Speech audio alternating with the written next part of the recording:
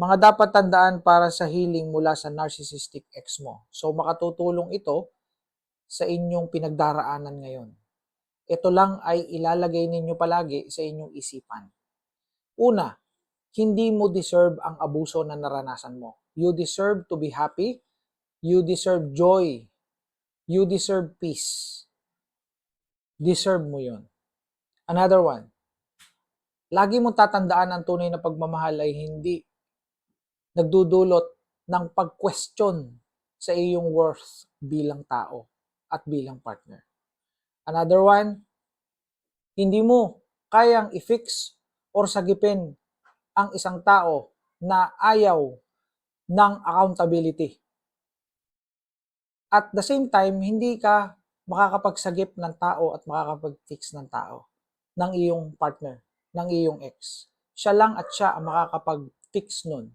At siya lang at siya ang makakasave ng sarili niya.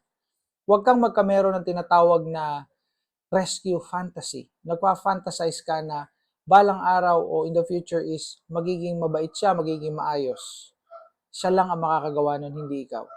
Ang apologies na walang pagbabago o sorry na walang pagbabago ay manipulation. Pagpapaikot lang. Dapat ninyong tandaan yan. Another one, okay lang na ma-miss mo siya. Okay lang yun.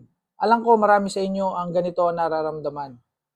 Nami-miss mo siya, and then isipin mo na hindi naman naging mabuti ang kanyang pagkatao sa iyo. Hindi naging mabuti ang kanyang relasyon sa iyo. Another one, dapat mong tandaan na ang gaslighting ay isang pang-aabuso at ito ay hindi issue lamang sa relasyon or pakikipag-usap mo sa kanya. Kasi baka iniisip nyo na hindi lang kami nagkakaunawaan. Communication is the key. No, hindi yun ganon. Gaslighting is abuse or abusive. Another one, ang inyong paglayo o paghiwalay ay hindi pagiging makasarili. Hindi ito pagiging selfish. Ito ay self-preservation to protect your mental health, to protect your peace. Deserve mo yon.